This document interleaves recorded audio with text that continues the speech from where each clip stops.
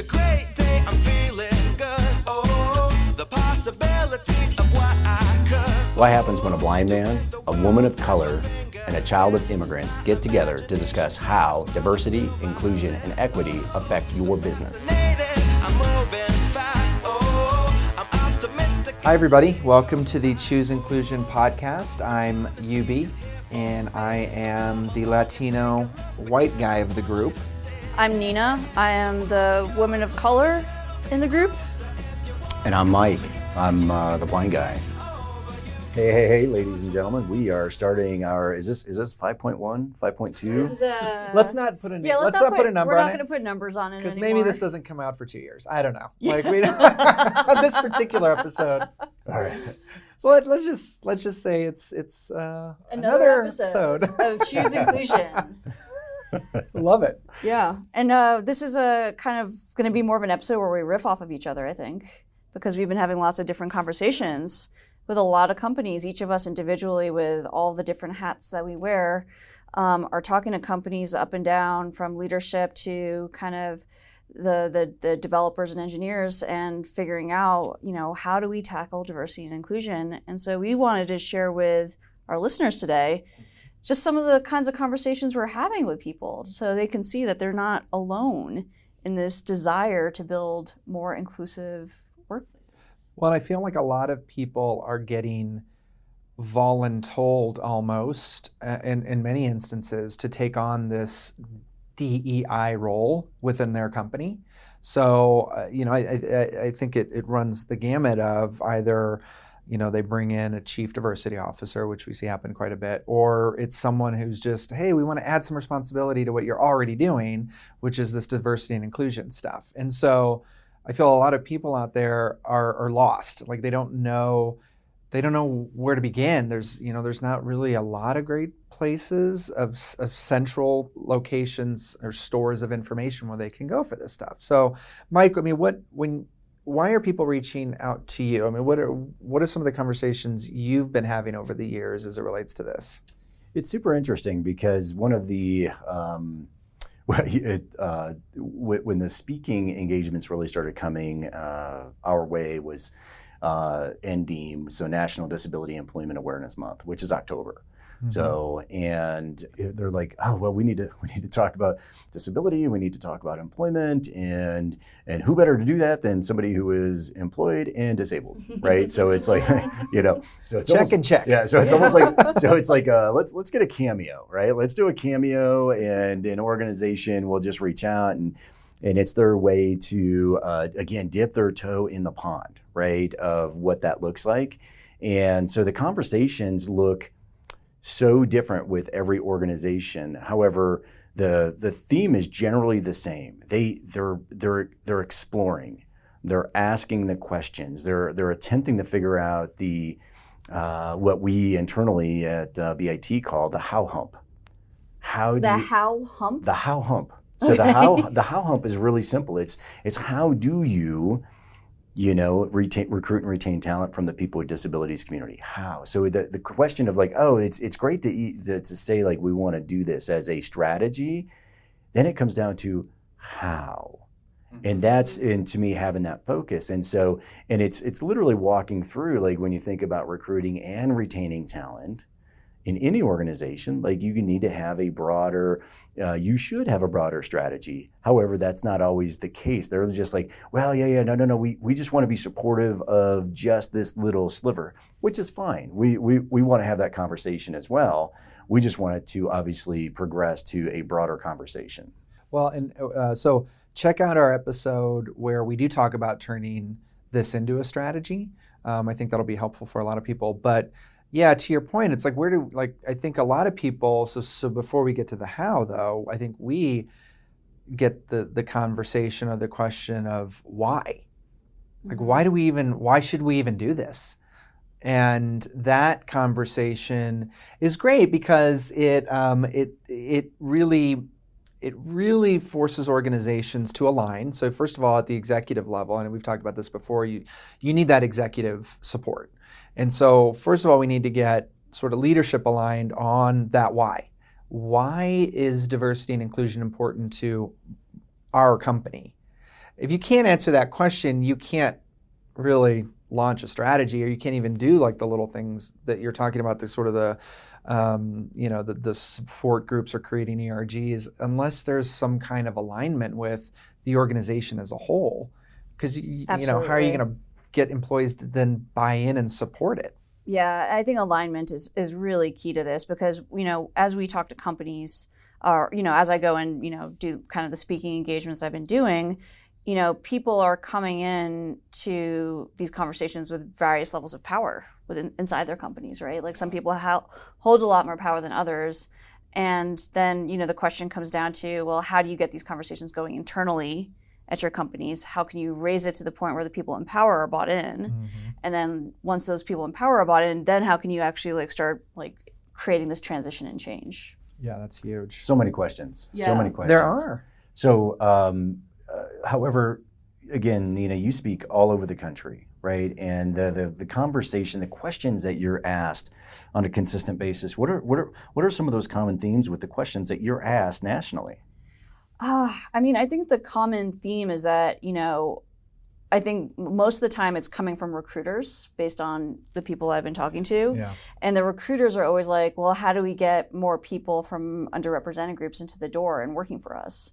And I think it always comes down to well, what are you doing to even create a space where anyone would want to work for you? Anyone would want to work for you. It's a great question. And, there's just so many layers to break it down into that, right? So, there's not a straightforward answer on any of these questions that we're getting, right? I feel like a lot of the questions sort of steer towards a Band-Aid solution or a quick fix. Or, I feel like that's maybe what a lot of organizations are looking for. And I get that, right? There's tons of technology, AI, machine learning, and you want to be able to plug it in and just have this go. But frankly, you can't. And I think that's the conversation. One of the big conversations we try to have with leadership is, this is an everybody effort. Everybody's got to be on board. Everybody's got to play a part in this DEI discussion. You can't just have a piece of software running it, right? Or you can't just put out surveys once a year and hope that's going to do it. Yeah. Well, so statistically, we know that organizations who truly embrace diversity at all levels of the organization, they outperform the peers in their own verticals, Mm-hmm. right? So we know that as a starting point, and so it's really good to be able to leverage that as a data point. But the conversations that come, it's real simple when organizations are reaching out to us, because they're finally looking at there are so many talent pools that have been fished in, right? And generally the people with disabilities talent pool is really close to the last talent pool to be fished in, and because there's such an awkwardness to those conversations.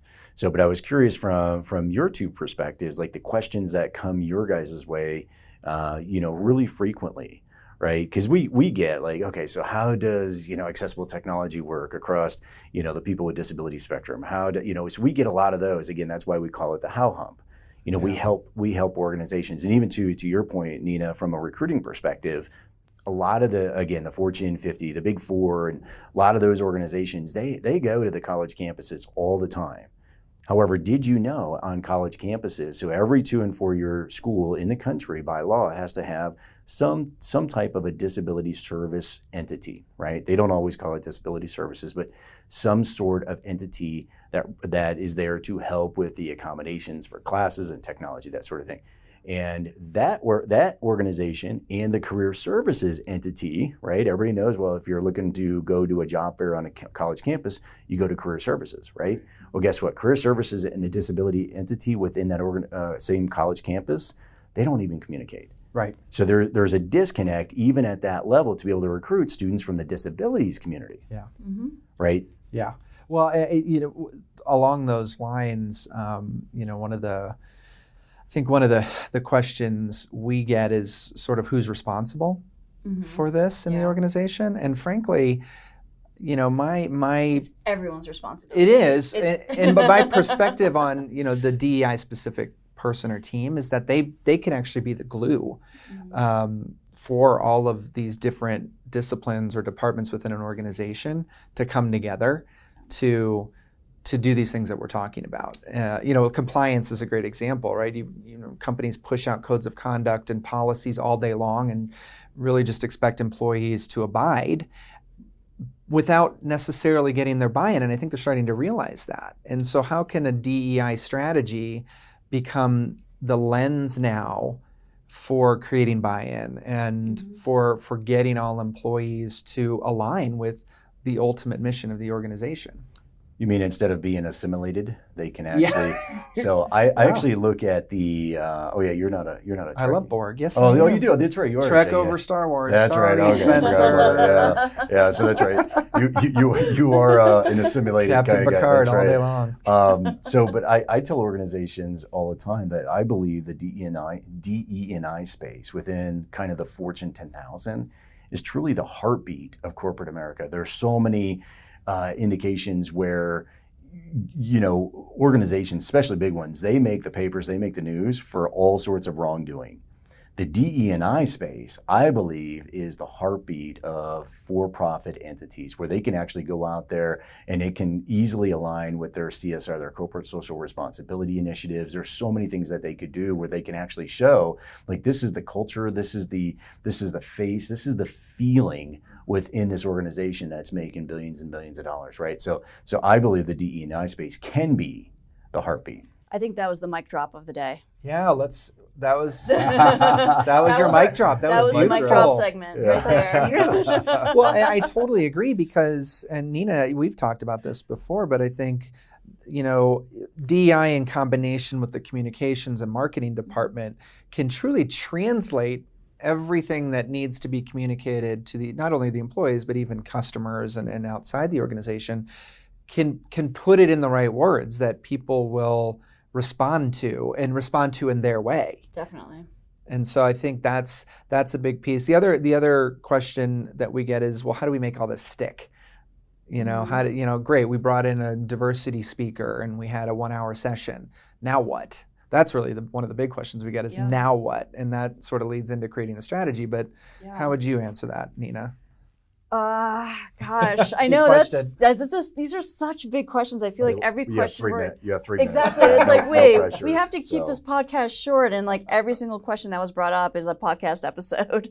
Yeah, frankly, you're right. And so, well, that's good. That's why we get people coming back. Episodes. We'll answer the next 7 questions. Well, and that's the thing is that I don't think I'm going to be able to answer that question, but I think that we need to put that on the shelf and say, like, we need to go back and have a podcast episode about that. 100%. So maybe that's what we should do is like, let's for the links and resources to this particular podcast episode, we put out a survey to everyone and say, what are some of the most common questions that y'all are getting? Yeah, I love that. And how can we start trying to answer that through the content that we're creating? Absolutely. And I'd love to extend an offer out to DE&I leaders out there in the ethos. Please reach out to us because we'd love to look for guest speakers on our podcast in future episoes. Absolutely. Cool. Well, thank you everyone for joining us again today. Awesome. We look forward to the next one. Get it? Great to see you guys. See you next time. Bye. Bye. Thanks for listening to the Choose Inclusion podcast. Special thanks to our producer, Spencer Cross and VP Legacies, which helps increase your employee and customer retention utilizing corporate communication strategies. Find out more at vplegacies.com. Make sure to subscribe to us on Apple Podcasts and Spotify, and you can see closed captioning for this podcast on our YouTube channel. We'll be publishing a new episode on the first Thursday of every month, and you can find us online on our website, chooseinclusion.com, or contact us on Twitter @chooseinclusion.